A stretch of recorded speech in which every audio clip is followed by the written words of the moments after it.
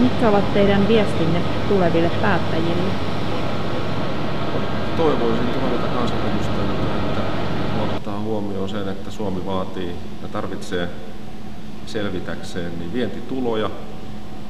Eli ei pelkästään sillä tavalla, että tehdään sisäkauppaa Suomessa, niin pärjätä ja menestytä, vaan meidän on pakko tehdä semmoisia tuotteita semmoisella hinnalla, että se kelpaa maailmanmarkkinoille ja siinä toivoisin kyllä kansanedustajilta tukea tässä toiminnassa. Toinen toki, mitä toivoisin, on se, että ainespuuta tai jalostuskelpoista puuta niin ei verovaroin tuettaisi sen polttoa, vaan käytettäisiin puu niihin tuotteisiin, mitä Suomessa osataan tehdä, ja sen jälkeen niitä saataisiin vientituloja.